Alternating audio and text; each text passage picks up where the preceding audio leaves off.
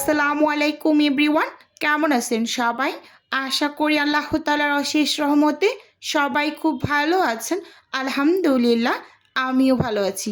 স্বর্ণাস কিচেনে সবাইকে আরও একবার ওয়েলকাম করছি নতুন একটি রেসিপি দেখার জন্য। আজকে শেয়ার করব বিফ কিমা পুরির রেসিপি। তো আমার কিছু ডেলিভারির জন্য বিফ কিমা পুরি রেডি করতে হয়েছে, তো সেই ভিডিওটাই আপনাদের সাথে A to Z শেয়ার করব। আশা করি আপনাদের কাছে রেসিপি ভালো লাগবে। আর ভালো লাগলে ভিডিওর শুরুতে একটা লাইক দিয়ে পুরো ভিডিও জুড়ে আমার সাথেই থাকবেন। চলুন তাহলে আর কথা না বাড়িয়ে ঝটপট রেসিপি দেখে নিই। প্রথমেই এখানে আমি একটা বোল নিয়ে নিয়েছি এবং সেই সাথে এখানে আমি 7 কাপ ময়দা নিয়ে নিচ্ছি মেজারমেন্ট কাপ মেপে। তো আমি 30 পিস বিফ কিমা পুরি রেডি করব, তো সেই আন্দাজেই কিন্তু এখানে ময়দা নিয়ে নিচ্ছি। আচ্ছা, আমার যেহেতু মানে সচরাচর পুরি তৈরি করা হয়, সেহেতু আমার একটা আন্দাজ হয়ে গিয়েছে। তো আন্দাজ করে কিন্তু আমি ডো করার জন্য 7 কাপ ময়দা নিয়েছি। এর মাঝে উঁচু উঁচু করে 1 চা চামচ লবণ দিয়ে দিলাম, 1 চা চামচ চিনি দিয়েছি, আর সেই সাথে 1/3 কাপ রান্নার রেগুলার তেল দিয়ে এবার এই ময়দাগুলোকে খুব সুন্দরভাবে হাত দিয়ে ঘষে ঘষে ময়াম করে নিচ্ছি। খুব ভালোভাবে ময়াম করে নেওয়া হয়েছে। এই পর্যায়ে অল্প অল্প করে পানি অ্যাড করে আমি ডোটা রেডি করে নিচ্ছি পুরির জন্য। তো ডোটাকে অনেক বেশি শক্ত বা অনেক বেশি নরম করে কিন্তু মেখে নেওয়া যাবে না, মানে এই যে মিডিয়াম টাইপের একটা ডো রেডি করে নিতে হবে। যে এরকম একটা ডো, যেমন পরোটা তৈরি করি আমরা, ওইরকম একটা ডো রেডি করে নিয়েছি আমি। এখানে অল্প অল্প করেই পানিটা কিন্তু অ্যাড করে নিয়েছি, একসাথে বেশি পরিমাণ পানি দিয়ে দিলে কিন্তু নরম হয়ে যাবে। এবার এই ডোটাকে আমি রেস্টে দিয়ে দিচ্ছি।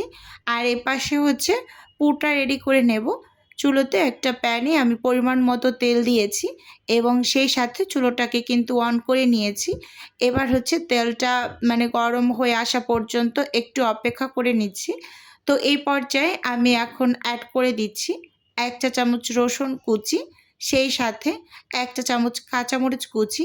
এবার হালকা করে একটু তেলের মাঝে আমি ভেজে নেব রসুন আর কাঁচামরিচ কুচি। এখন এখানে আমি 1.5 কাপের মতো পেঁয়াজ কুচি দিয়ে দিচ্ছি। পেঁয়াজটাকে আমি হচ্ছে চাকু দিয়ে এরকম কিমার মতো করে কেটে নিয়েছি। আপনারা চাইলে নর্মালভাবে পেঁয়াজ যে কাটি সেটা দিয়েও করে নিতে পারেন। তো যেহেতু কিমা পুরি রেডি করব, এভাবে করে পেঁয়াজটা ব্যবহার করাটাই ভালো। আচ্ছা, যাই হোক, এখানে আমি ভালোভাবে একটু ভেজে নিয়েছি নেড়ে চেড়ে। এর মাঝে অল্প করে একটু লবণ দিয়েছি যাতে করে পেঁয়াজটা একটু নরম হয়ে যায়। লবণটা প্রথম অবস্থায় একটু কম করে দিয়েছি, পরে চেক করে দিয়ে নেওয়া যাবে সেজন্য। তো পেঁয়াজটা ভালোভাবে একটু ভাজা ভাজা করে নিয়েছি, মানে নরম হয়ে আসছে। তো এই পর্যায়ে আমি এখানে আদা বাটা দিয়ে দিলাম। আদা বাটা দিয়ে খুব ভালোভাবে কিন্তু এই যে পেঁয়াজের সঙ্গে মানে ভেজে নেব আদাটাকেও।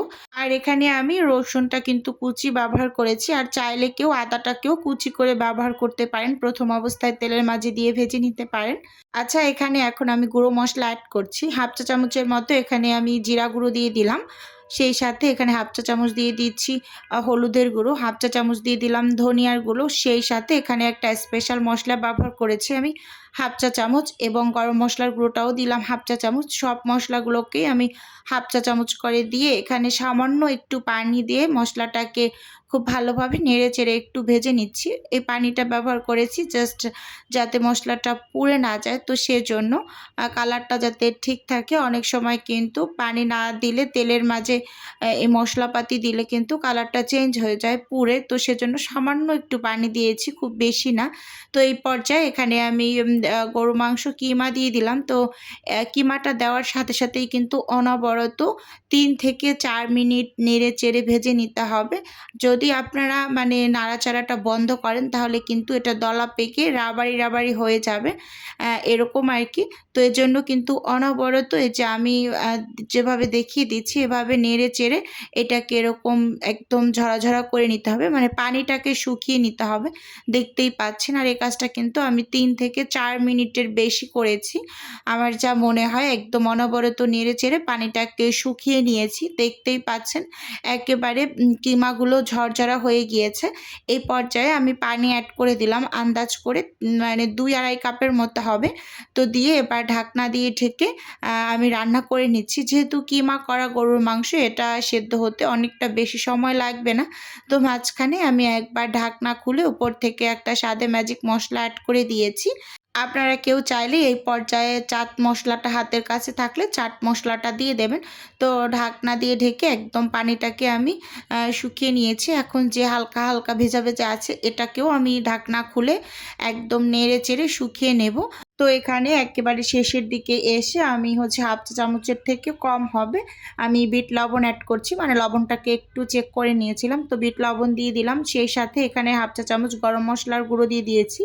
দিয়ে খুব সুন্দরভাবে একদম নেড়ে চেড়ে সব কিছু একসাথে মিশিয়ে তারপর কিন্তু এই যে হালকা একটু পানি পানি ভেজা ভেজা ভাব আছে, এটাকে শুকিয়ে নিচ্ছি। এই যে এখন কিন্তু একেবারেই শুকিয়ে গিয়েছে, তেলটা হালকা হালকা দেখতে পাচ্ছেন, মানে দেখা যাচ্ছে। তো এখন নামিয়ে নেব চুলো থেকে। আর আমি যে ডোটা রেস্টে রেখেছিলাম, তো সেই ডোটাকে আমি একটু হাত দিয়ে ভালোভাবে মথে নিচ্ছি। আর ডোটা কতটা পরিমাণ সফট হয়ে গিয়েছে, প্রায় 2 ঘন্টার মতো রেস্ট পেয়েছে এরকম আর কি। তো এবার হচ্ছে আমি লেচিগুলোকে বের করে নিচ্ছি। তো আমি এখানে 1/4 কাপের যে মেজারমেন্ট কাপটা আছে, তো ওই কাপটা দিয়ে সবসময় মেপে হচ্ছে পুরির ডোটা করে থাকি। তো এই জন্য ওই কাপটা মেপে মেপেই সবগুলো লেচি একসাথে আমি বের করে নেব। আর এভাবে হাত দিয়ে একটু যেরকম রসগোল্লার মতো করে নেবেন, এতে করে ডোটা খুব সুন্দর সফট হয়। তো এটা সব সময় আমি করে নেই, মানে যে ধরনের পুরি তৈরি করে না কেন। দেখতেই পাচ্ছেন এই যে সব লেচিগুলো এখানে বের করে নিয়েছি।